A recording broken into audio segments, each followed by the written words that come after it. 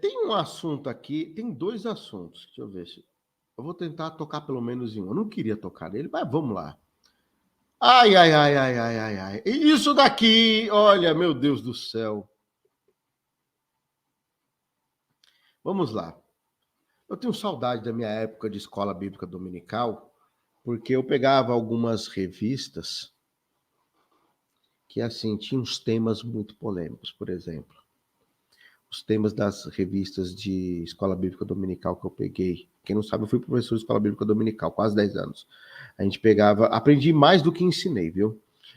Ali a gente pegava temas de revista como, por exemplo, epístolas pastorais, falsos profetas do Velho Testamento, falsos profetas do Novo Testamento, como reconhecer a autenticidade de uma ministração, como conhecer quando uma igreja ela é bíblica. Enfim, eram essas as lições da minha época. Mas agora, você entra nas escolas bíblicas dominicais e passa vergonha. Algumas chegam a ensinar 1001 formas de como ser um dizimista fiel. 1001 formas de como ser próspero entregando o seu dízimo. 1001 formas de como contribuir na obra e a cada dia você conseguir mais dinheiro para contribuir. É esse tipo de ministração, de ensino que é trazido em algumas escolas bíblicas dominicais.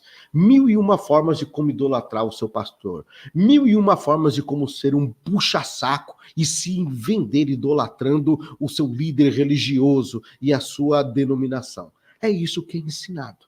E olha só aqui uma coisa. Pode até com o zóio regalado igual o ex-boca de motor. Misericórdia. Assembleia de Deus. Lições bíblicas confrontam desigrejados, profetas das lives, entre outros modismos. Confira. Vocês sabiam que o nome, os desigrejados, que eu dei esse nome, né? Eu chamo de destemplado. Os destemplados é bíblico, né? Sabiam disso, né? É bíblico. Sim. E na época dos apóstolos já existiam. Depois eu vou explicar um pouquinho. As lições bíblicas do primeiro trimestre de 2024 da CPAD abrirá um leque para debate sobre desafios contemporâneos enfrentados pela igreja evangélica no Brasil e no mundo. Temas como o movimento dos desigrejados, proliferação dos falsos profetas e pregadores, falsas doutrinas que atualmente os profetas das lives e atualidades das disciplinas bíblicas, entre outros modismos, a qual tem ganhado força no cenário evangélico, que devem ser alvo de análise nas milhares de salas de aula em todo o país, a cada domingo. Aí começa a trazer aqui, né, o tema sobre o corpo de Cristo, origem da natureza e missão da igreja no mundo. Você vê que tem até alguns fundamentos básicos da fé. Aqui, ó, por exemplo, as 13 lições que dessa primeira revista de 2024. Origem da igreja, tudo bem, até concordo, porque é o seguinte, é uma vergonha a Assembleia de Deus não saber a origem da igreja. Não sabem. Não sabem. A Assembleia de Deus não sabem. Não sabem. A Assembleia de Deus só sabe quem é Daniel Berg e Gunnar Wingren. A Assembleia de Deus não sabe nem ao menos a história. Quem escreveu os hinos da harpa cristã? Não sabe. É meia dúzia de obreiro que sabe. Se perguntar para um assembleiro quem que fez os hinos da harpa, não sei. Quem foi Paulo Leivas Macalão? Não sei. Frida Wingren, quem foi? Qual a influência dela? Não sei. O povo não sabe nada disso. Não faz a mínima ideia. Não, sabe nada. Sabe o que é Silas Malafaia? Né? Essa galera nova aí sabe, mas... Aliás, não sabem nem o porquê Silas Malafaia saiu da Igreja da Penha e virou a placa da igreja. Nem isso sabem. O porquê que a Assembleia de Deus Madureira se desvinculou da Belém e depois virou Ministério Santo André, que saiu da Belém, que é missão, e depois virou a Parque São Rafael e um monte de igreja agora. não sabem. E quer colocar história da igreja? É vergonhoso. E tem que saber, viu? A imagem bíblica da igreja. Importante. 3. A natureza da igreja. Tá certo. 4. A igreja e o reino de Deus. Importante. 5. A missão da igreja de Cristo. 6. Igreja, organismo e organização. Concordo plenamente. 7. O ministério da igreja. 8. A disciplina na igreja. 9. O batismo, a primeira ordenança da igreja. Concordo. E 10. A ceia do Senhor, a segunda ordenança da igreja. Olha, é complicado. Só para vocês terem uma ideia, qual que é o texto base que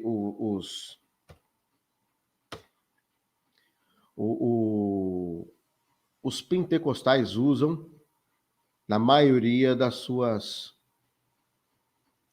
ministrações pentecostais? Quando eu digo pentecostais, sobre o descer do Espírito Santo, o mover do Espírito Santo. Eu vou colocar aqui rapidinho para a gente ler. Não, faz necessário. Faz tempo que eu não dou aula.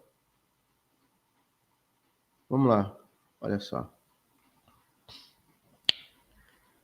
E cumprindo-se o dia de Pentecoste, Atos dos Apóstolos, capítulo 2, estavam todos coordenadamente no mesmo lugar. E de repente veio do céu um som como de um vento veemente, impetuoso, e encheu toda a casa que estava assentados. E foram vistas por eles línguas repartidas como de fogo, os quais pousaram sobre cada um deles. Palavra de Deus, o Espírito Santo, cumprindo profecia. Só que agora vai começar a esquentar a coisa. Eu não estou debochando da palavra, não. Estou falando o que Deus fez ali. Só que tem alguns detalhes que eu não vejo o pentecostal ensinar. Todos foram cheios do Espírito Santo e começaram a falar noutras línguas, conforme o Espírito Santo lhes concedia que falassem. Em Jerusalém estavam habitando judeus, homens religiosos de todas as nações que estão debaixo do céu. E quando aquele som ocorreu, ajuntaram-se à multidão e estava confusa, porque cada um ouvia falar na sua própria língua. Aí depois você vê aqui embaixo o versículo 9, que começa daqui em diante a falar quem estava. Partos, medos, elamitas, os quais habitavam na Mesopotâmia, Judéia, Capadócia, Ponto e Ásia, Frígia, Panfilha, Egito e partes da Líbia, junto com Cirene, e forasteiros romanos, tanto judeus quanto prosélitos, cretenses, árabes e todos que nós temos ouvido em nossas próprias línguas falar das grandezas de Deus. Rapaz, tem até prosélito. Que coisa. Até o prosélito tem aqui, né? Rapidinho aqui para a gente concluir. Rapidinho. Tinha até o prosélito. Quem que era o prosélito? Você conhece Vic Vanilla? Conhece, né? O mago dos conhecimentos, que faz, inclusive, algumas citações a Baal e outras entidades, até mesmo Mamon. Conhece, não conhece? Ele odeia Jesus. Ele é um prosélito. Jesus falou sobre os prosélitos.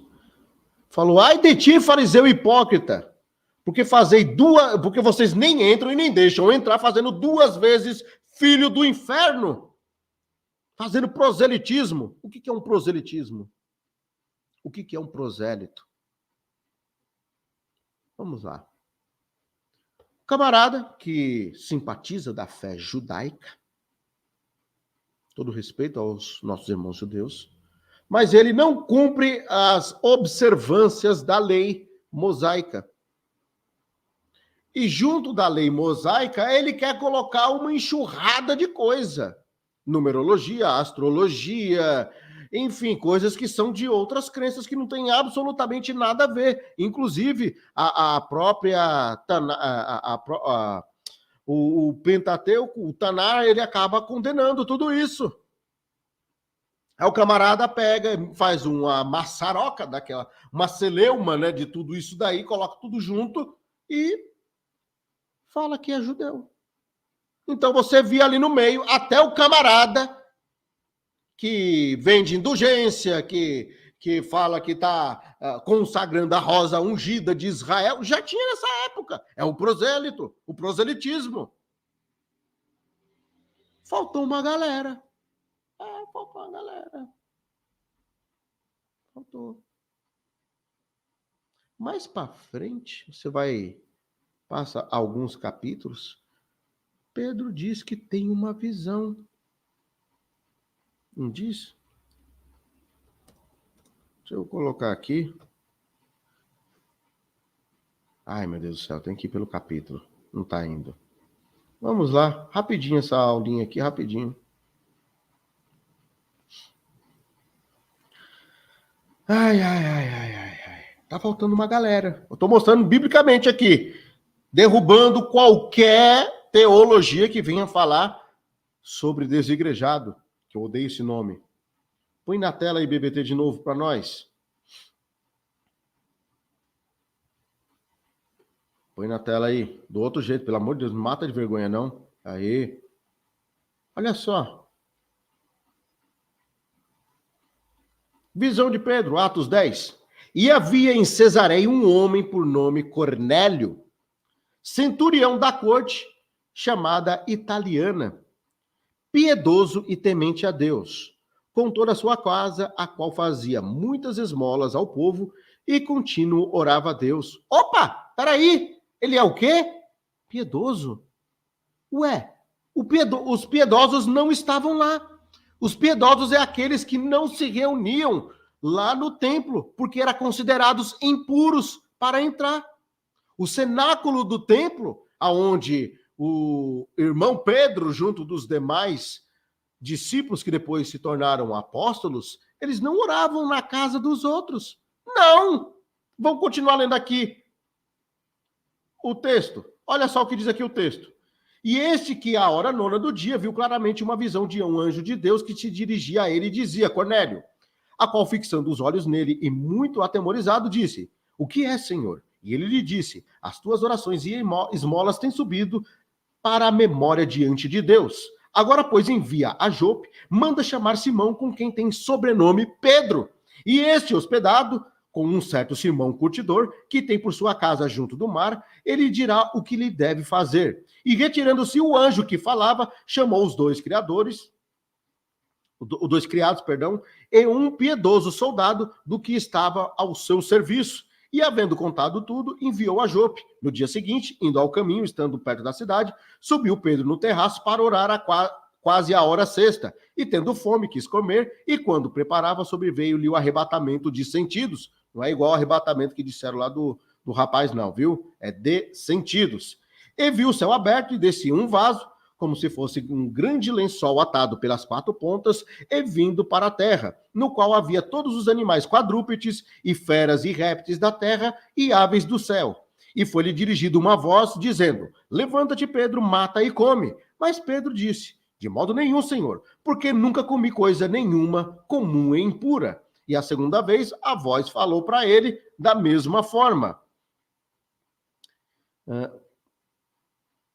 Voltou aqui.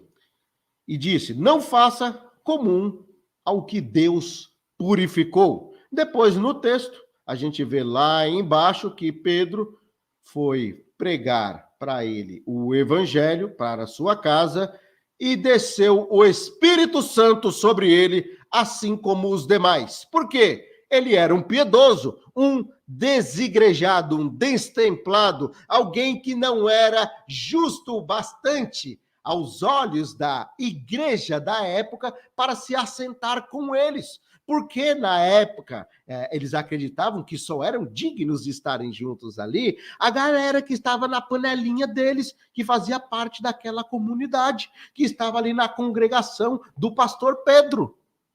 E aí, como que fica agora? Se Deus falou para Pedro, um apóstolo bíblico, que não era para considerar comum ou impuro aquilo que Deus purificou. E ainda Pedro teve que batizar eles e se justificar para a igreja. Como que fica agora? Será que quem escreveu essa revista da CPAD vai explicar isso? Será que a pessoa que está lambendo as botas da Assembleia de Deus vai ter a hombridade de falar, não, opa, peraí, a Bíblia está dizendo que já tinha os desigrejados daquela época. Cadê? Eu quero ver se eles vão ter a hombridade. Inclusive, se algum teólogo da CPAD, algum pastor quiser debater comigo esse assunto, as portas estão abertas, tá bom? Eu aguardo ansiosamente. E aí, família, eu quero mais uma vez agradecer imensamente a todos vocês que me acompanharam até aqui. Quero deixar em aberto que o intuito desse vídeo não é caluniar, difamar ou desonrar nenhuma pessoa. Não tolero nenhum tipo de preconceito, discurso de ódio e intolerância religiosa. Esse vídeo é apenas para trazer informação onde apuramos os fatos. Se quiser ver na íntegra, já estão ligados. Um desses cards aqui, ou então link no comentário fixado. Um forte abraço do Baixinho, até um próximo vídeo. Fui!